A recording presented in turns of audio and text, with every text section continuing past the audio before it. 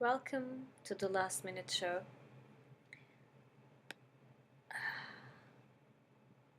I opened the show today with Station to Station by David Bowie, or Bowie, from 1976. And like it represents the stations of the cross, I have been thinking, and everyone else, as far as I could see, were thinking Bowie in terms of his career path, how he changed, evolved, moved from place to place, musically, visually, um, and also as a persona. Um, so today I want to dedicate this show to Bowie. Um, I'm, of course, from a later generation that caught up with his work in a later phase, let's say, because it's kind of agreed that his work in the 90s and later is much different than before. Um, I have read a couple of reviews that kind of stated he was looking for other sources, other sounds, experimenting, sometimes maybe not so successfully as before. He became much more minimal in his stage presence and in terms of his persona. I guess that might be true, because of course when I listen to his previous records, his early phase, his more theatrical phase, let's say, and more blues and rock and roll, it's clear to see that there's definitely a difference. I guess I'm more inclined to like the later period, and especially Black Star is indeed quite appealing to me with its jazzy and dark atmosphere, and in terms of singing also. I like that. I like that painful, atonal, wailing kind of singing.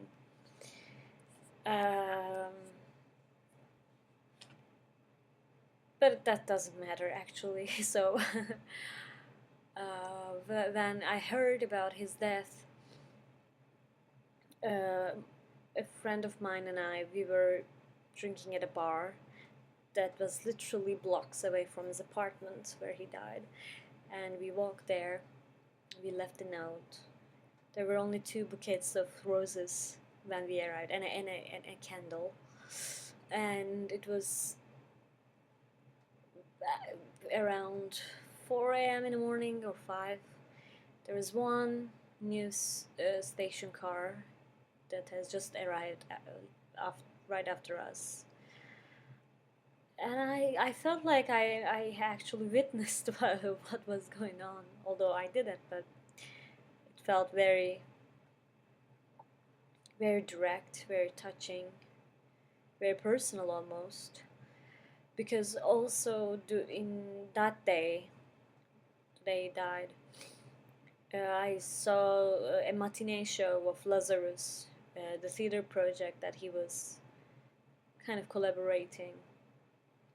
Ivo van Hove was the director of the show. It's a musical, and it bears the same title as it's one of his songs from Black Star. And of course, Van Hove knew that Bowie had cancer, and Bowie asked him to keep it. So it's kind of a tribute musical to the new album as well as to his death. It was very much theatrical and stage in that sense too.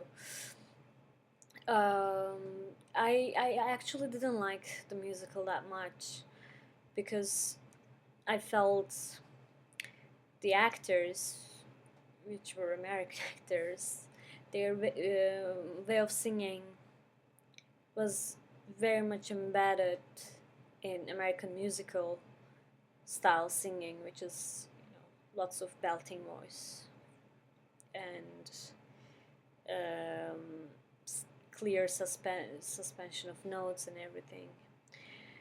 And it wasn't Bowie-esque to me. Like, none of his songs sounded like Bowie songs in that musical. They were just songs, musical songs, with, of course, meaningful lyrics, but the sonic effect of the songs were taken out. Also because of the orchestration, I think, new arrangements for the musical. In terms of stage aesthetics, it was very much Ivo van Hove, and again, not Bowie. Although, what would be Bowie on stage? It's you can debate around this, because if it's late Bowie, it's something. If it's early Bowie, it's something else. But the musical deals with life on Mars and Ziggy Stardust a lot in same period, so it's actually early Bowie, which is more flamboyant. But we can see that this minimalism, this gray and beige minimalism of Van Hove, created a counterbalance. That would I would buy that. The storyline that was constructed out of the songs didn't particularly appeal to me, or again, didn't particularly um, make me think of Bowie and Bowie's legacy.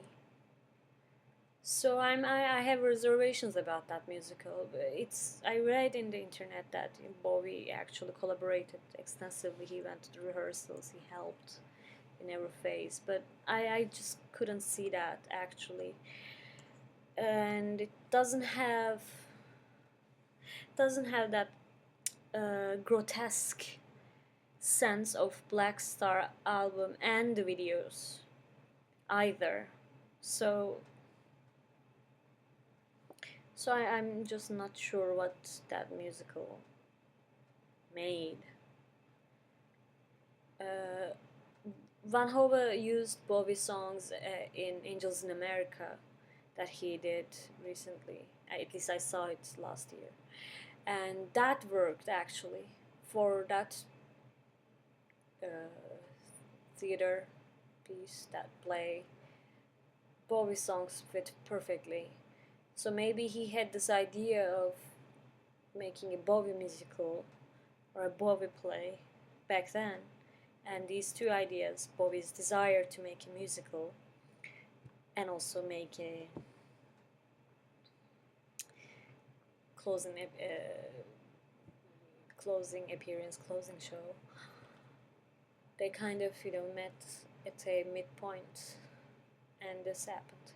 So, anyways, I saw the musical that day, and I was thinking of the show, but then you only go on singing the songs all day. At least that's what I did. Of course, thinking of the original sounds, original tunes of them, and murmuring and everything. And then at night we heard about it, and then we went to the place, and I could tell that death makes its mark somehow. I felt that there's some strange energy when we arrived there, and even the next day when I woke up, I was under a spell. I'm usually very cynical about these things, but that affected me. Maybe because of losing an artist that I really admired and watched with awe and curiosity. His life energy uh, has been always wonderful. wonderful in the sense that, incredible, that you can't even conceive of, you can't even understand and penetrate. And it occurred to me, of course, only after his death to look at some interviews that he gave. And it's interesting. He's always very calm and almost like an introvert. But he has this atomic energy that he spreads out through his work, not only musical work, but also artistic work, and also his appearances in cinema and other visual media, and of course his poetry. It's admirable, really. It's inspiring, but it's also so scary. He is exactly like an alien that you can't even strive or even think of. The expanses that he's coming from, he's working at, he's reaching out. So today I decided to play 2 interviews that he gave, and it catches up with the idea of station to station. So the first interview I'm going to play is from 1979, 3 years after Station to Station, actually. And the other one following is from 1999, so 20 years apart. Both interviews actually talk about the same thing. Might be that the questions are similar, or it might be that Bowie is kind of repeating a mask, a persona, in a consistent way to not reveal, so to speak, the details of his creative process, his inner life, his quote-unquote personal life, because even that is questionable. I mean, he was very reserved about personality, personal life, interior life, because he actually created a cult, a public figure, a colossus, instead of claiming some sort of, sincerity or truthfulness or reality. I mean, everything he did was truthful, but the theatricality was very much there and acknowledged and present. I don't know if in his later albums that was also the case. Might be. I mean, besides his work, he wasn't as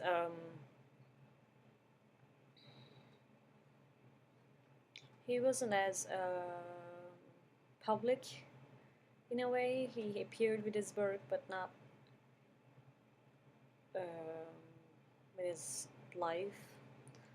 I don't know. So, so 2 interviews, and Bowie in his own words instead of my idiot commentary. And it's also very soothing to listen to his voice.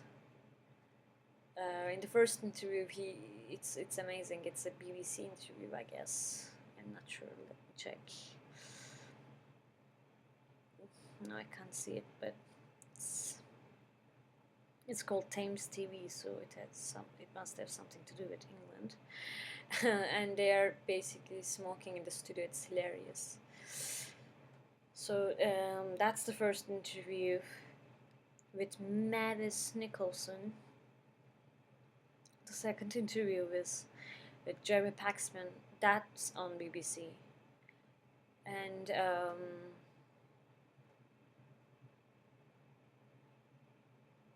it's almost, of course, 1999 is almost 20 years before now.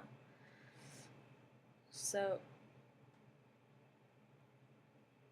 decades apart, different Bowie, or maybe the same man but in different time. A man who time travels. Enjoy. You know, I saw you in that film, The Man Who Came to Earth, and that was a man who was in his own void, in a way. Yes, very much. Do you feel that yourself? Thematically, I've always dealt with isolation in everything I've written, I think. So it's something that triggers me off. It always makes me interested in a new project if it has anything to do with alienation or isolation. Do you feel isolated, though? Not really, but I can quite imagine how it must feel to be isolated. So I have often put myself in circumstances and in positions where I am isolated just so that I can write about it. You know, in a way, I've sort of been thinking quite a lot about you and often seen you anyway, right? Is this smoke bothering you? No, it's not at all. It's going to make you that mysterious that you are that you've talked about. I think that it's not at all mystifying why you change your appearance as often as you do, to my view, by the way, because I think you've used yourself as a canvas. Yes, very much so. Is that right? Yes, very much so. I never wanted to appear as myself on stage, ever, at any time, until recently, I think. So as I did write in character form, I wanted to produce those characters on stage, which is something I feel I did quite successfully at the time. That was simply an exercise of projecting something else. Like you say, for instance, you would be presenting a picture. Well, I wanted to use rock and roll in some way or other, and I got tired of the sort of the lie of the rock performer is exactly the same on stage as he is off stage, which in most cases isn't true at all. But so I thought, well, take it a stage further and completely separate the personalities, the person behind it all who's writing it and creating it, and the one up front that does the interviews and does the shows, and so I created the characters and put them on stage, and then I would take them further and put them into interviews, and I would only do interviews as the character. Were you hiding yourself from us? Partly, but I was enjoying it very much. I mean, I like the idea of taking it to that sort of surreal stage. Is that sort of, again, to carry on with it, right? Because you went to art school before you did anything else, didn't you? Yes. Yes? As we all did. Everybody in rock and roll went to art school. Right. And you paint now? Yes. But your paintings you're not willing to let us see yet?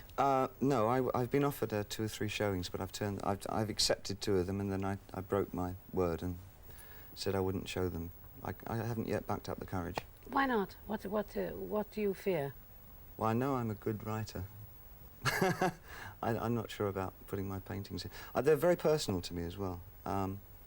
They're all portraits, and they're all portraits of people in isolation. Most of the paintings are Germans or Turks who live in Berlin, and they're either from East Berlin and who are now living in West Berlin and knowing their families are on the other side of the wall. And so I try to capture a lot of that kind of isolation.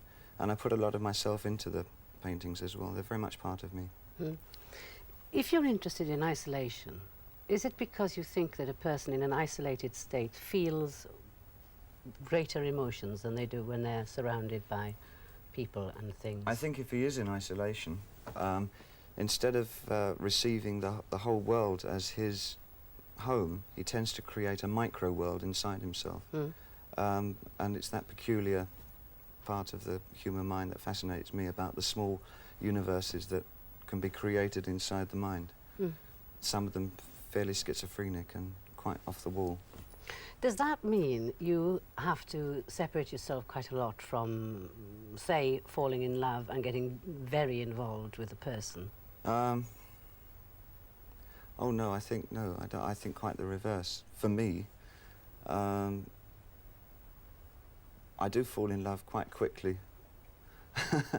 Once upon a time, I used to fall in love quite a lot. But no, I think love is very important for my writing.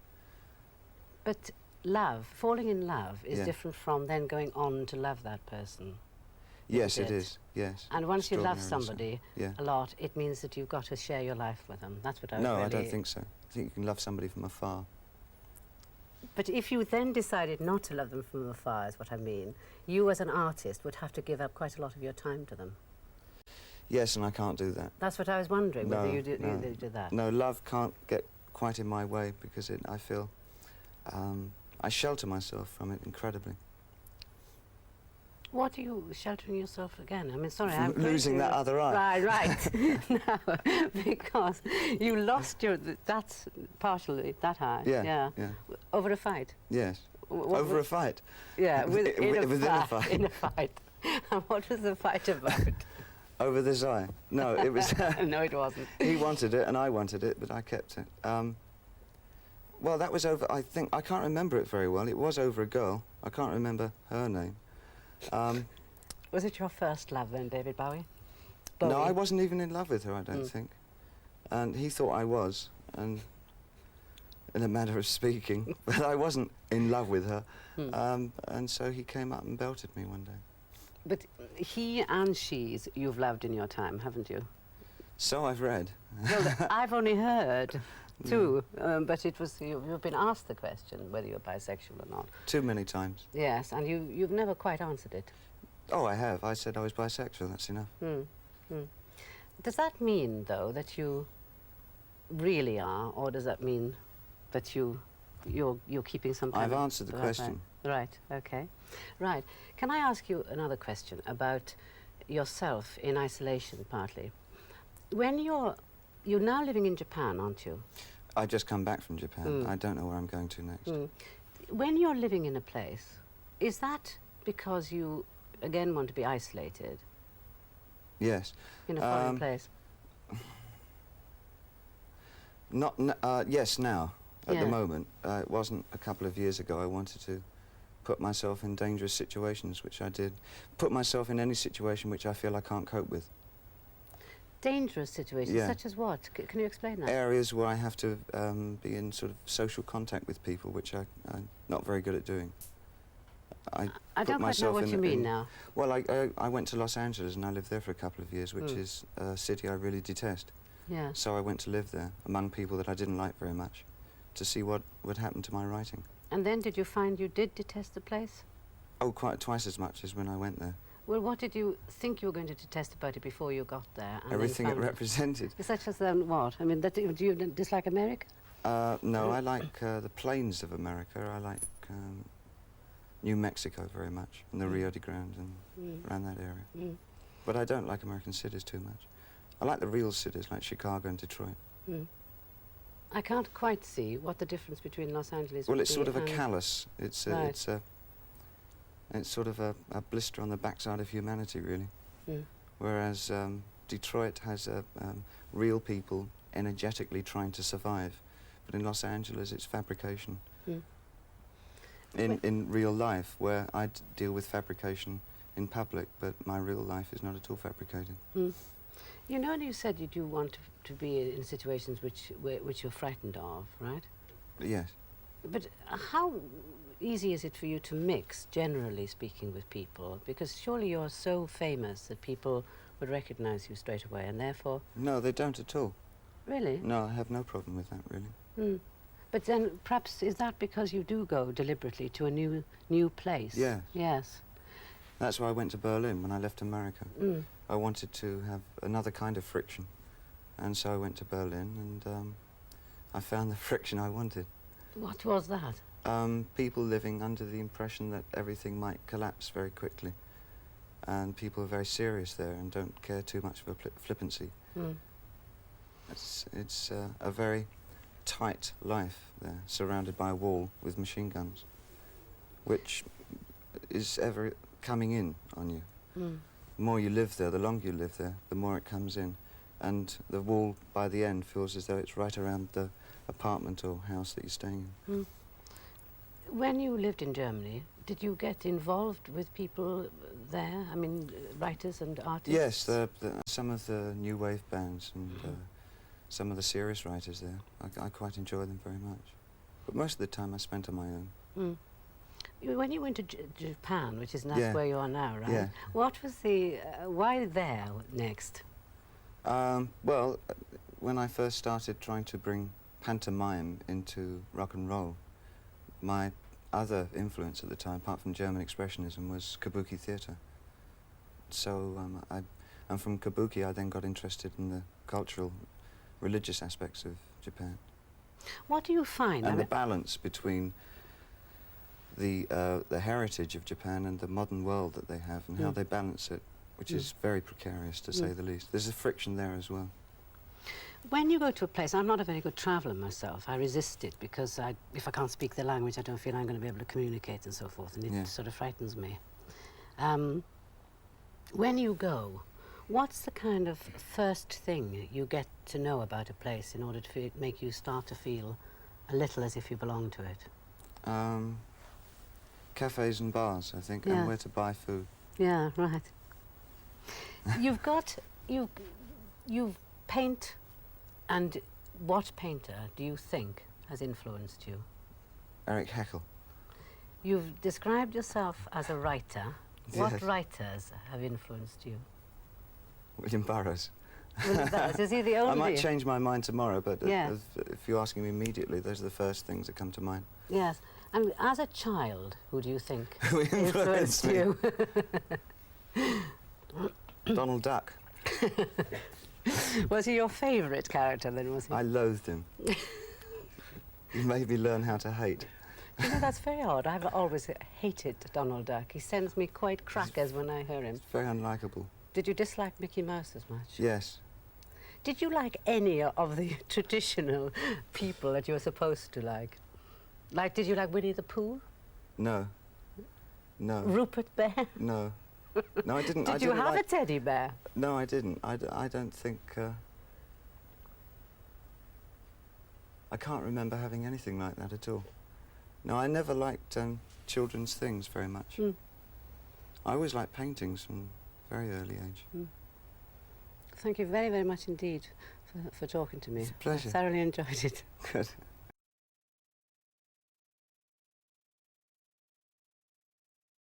Your career, and it seems to me that there's been a constant reinvention.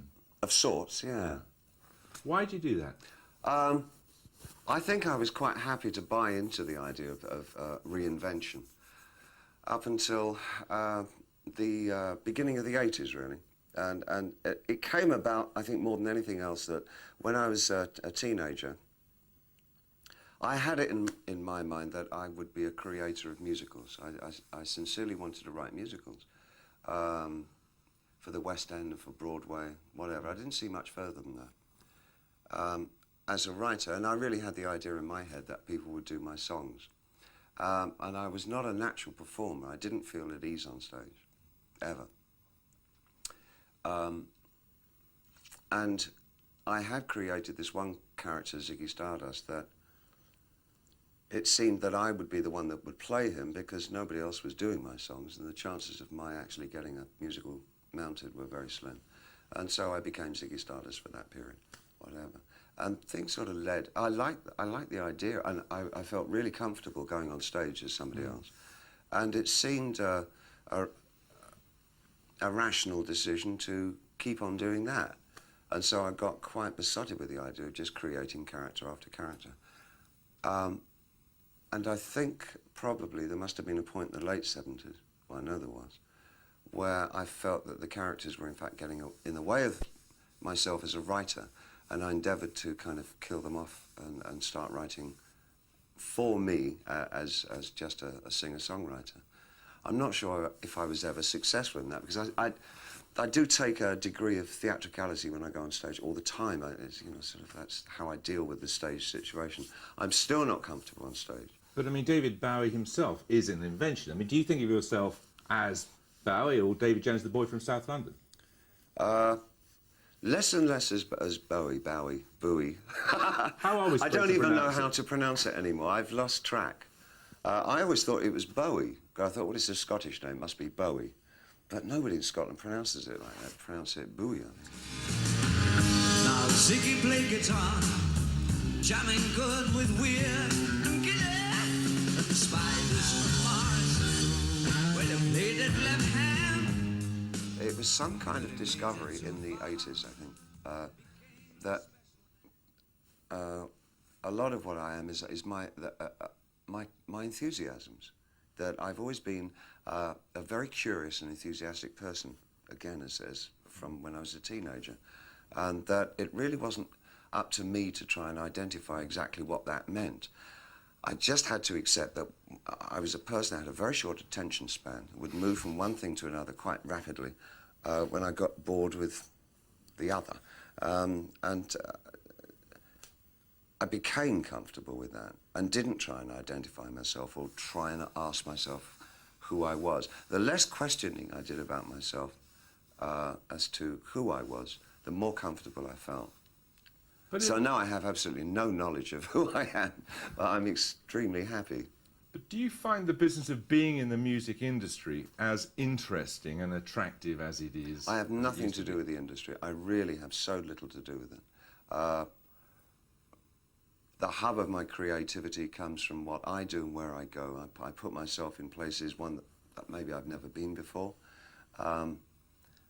or that I feel there's a certain tension involved. I can't really write or produce much if I'm in a place that's relaxing.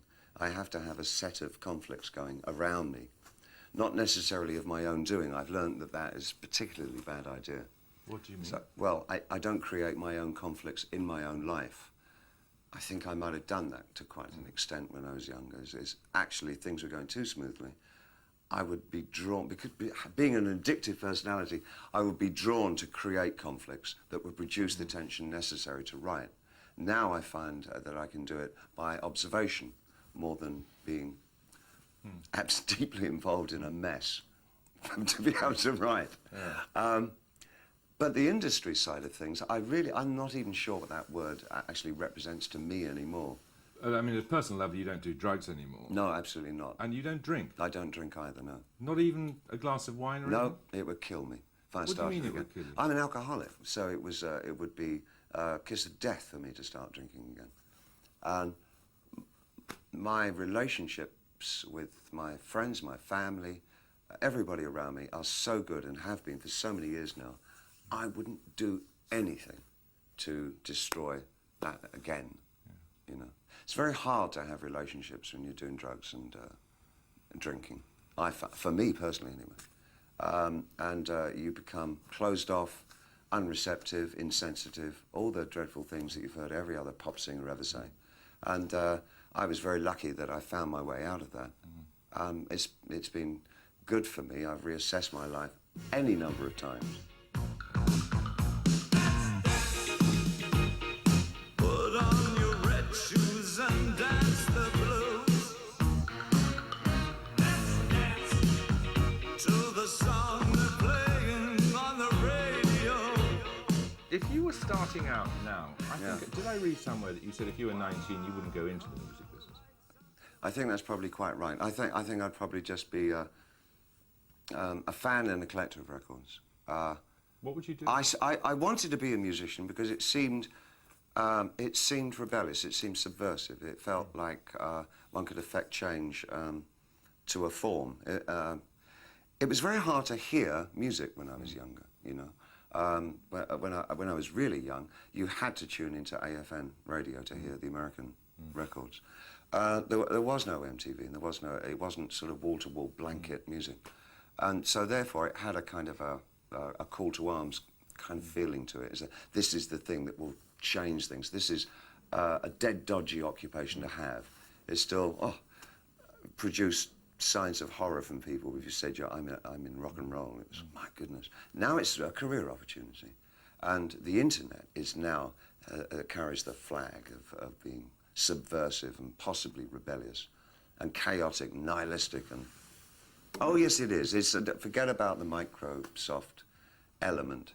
The monopolies do not have a monopoly, maybe on programs. What you like about what you like about it is the fact that anyone can say anything or do anything. From my stand, from where I am, because of by virtue of the fact that I am a pop singer and writer, I really embrace the idea that there's a new demystification process going on between the artist and the audience. I think when you look back at, say, this last decade, there hasn't really been one single entity, artist or group, that have personified or become the brand name for the 90s. It was starting to fade a little in the 80s, and in the 70s there were still definite artists, in the 60s there were the Beatles and the Hendrix, and in the 50s there was Presley. Now it's subgroups and genres. It's hip-hop, it's girl power, it's a communal kind of thing.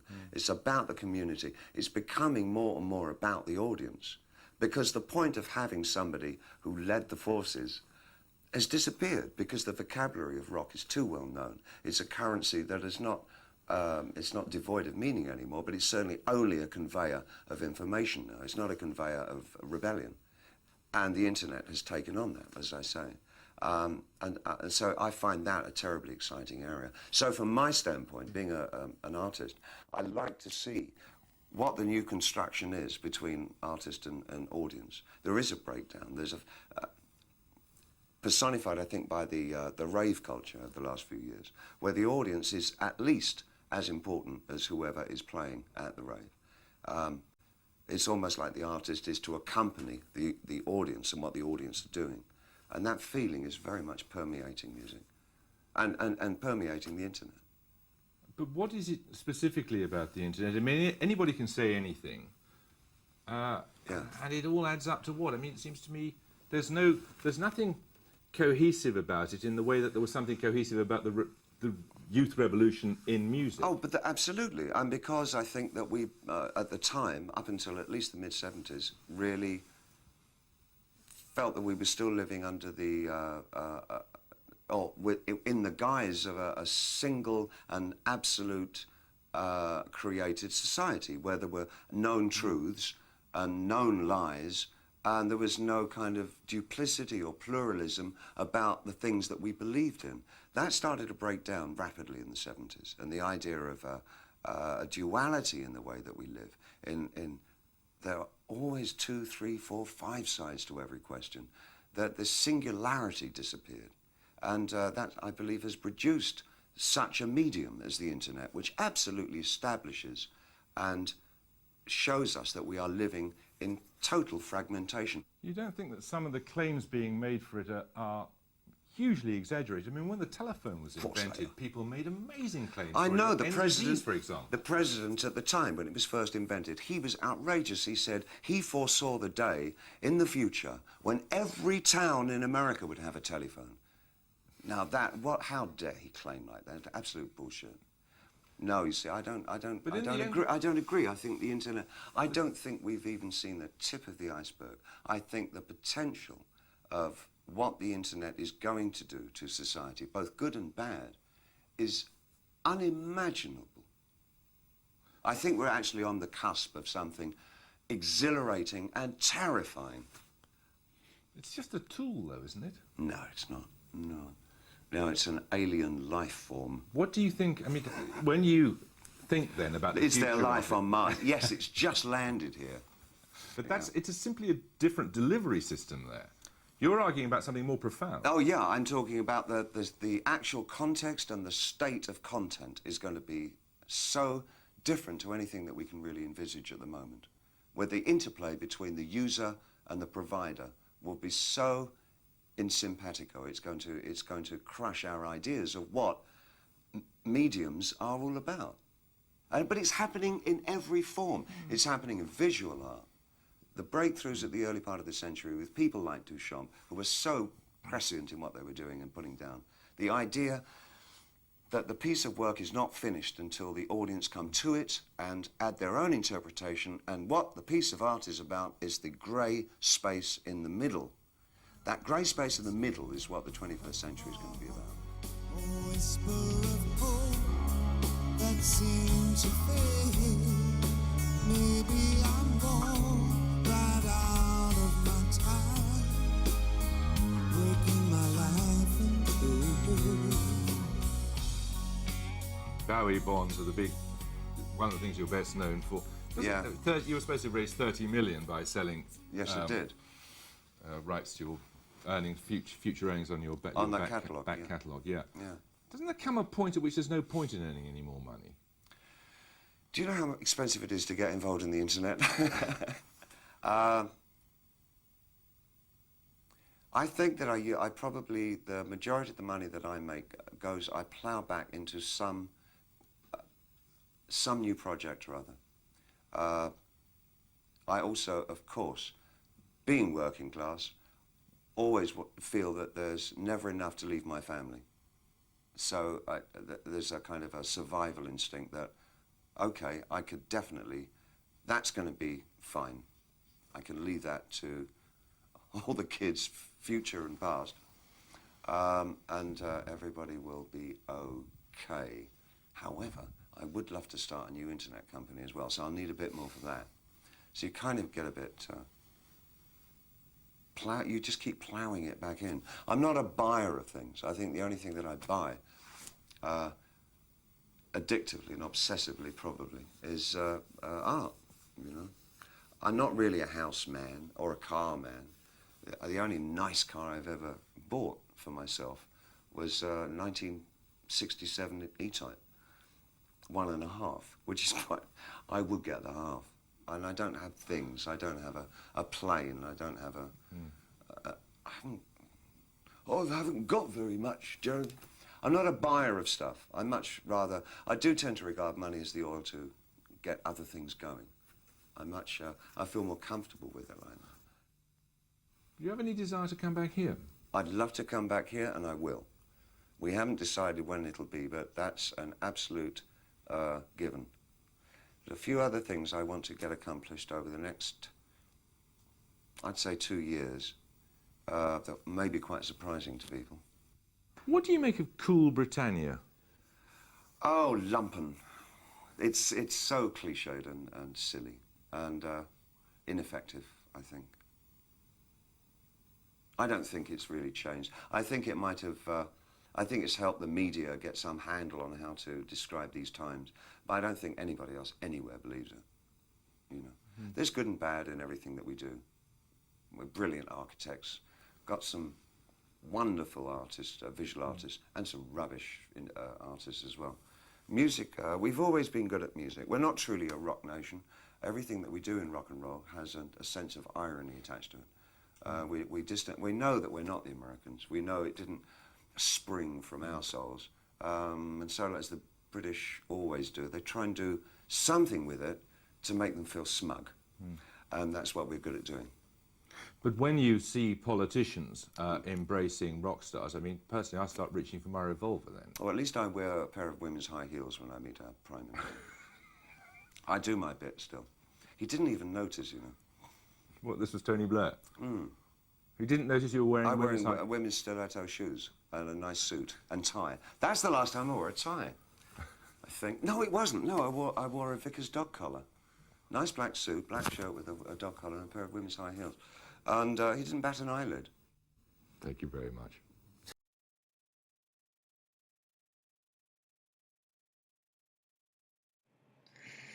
So what do you think? I feel every word that spills out of his mouth is amazing. Especially in the second interview. All the things that he speaks of internet. Now, 17 years from then, he's absolutely correct in his foresight, and still his understanding of the transformation of culture from 70s on to early 2000 and now today. Everything he observed has come true, and in an even bigger scale almost. So he has this prophetic edge to himself, which is, I guess, which could be the definition of being a true artist. So with that said, that's the end of our program for this month. Maybe we can close off with another Bowie song.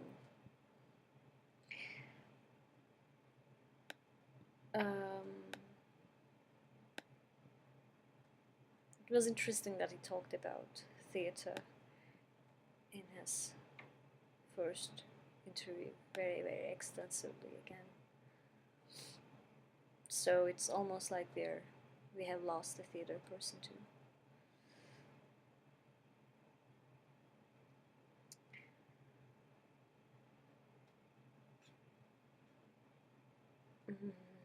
So I guess rest in peace. And let's tune into Black Star as our closing song. So see you next month. Goodbye.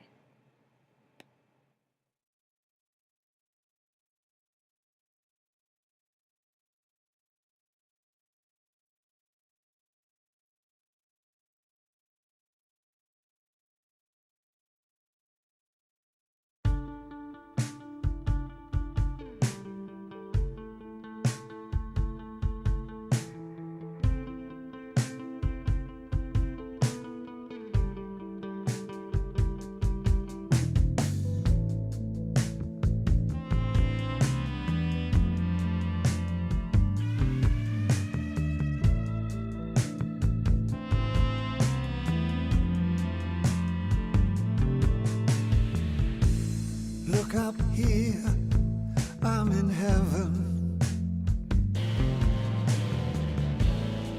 I've got scars that can't be seen. I've got drama, can't be stolen. Everybody knows me now.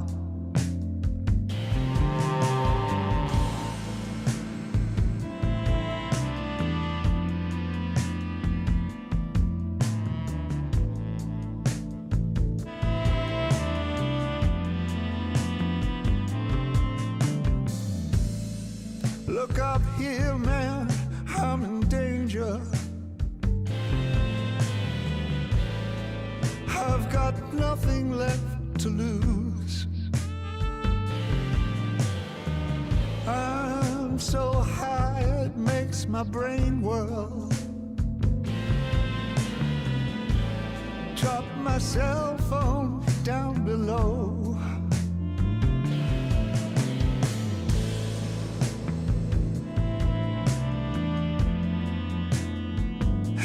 Just like me.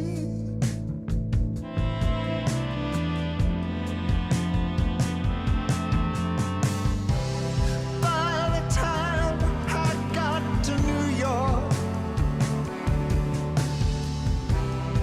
I was living like a king.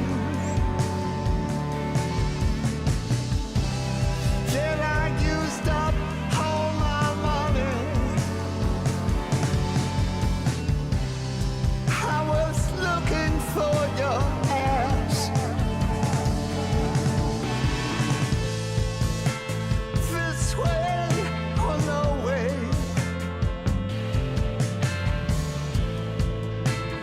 You know I'll be free.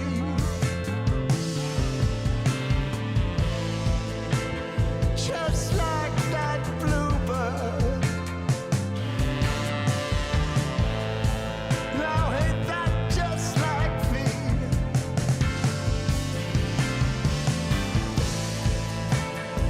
Oh, I'll be free.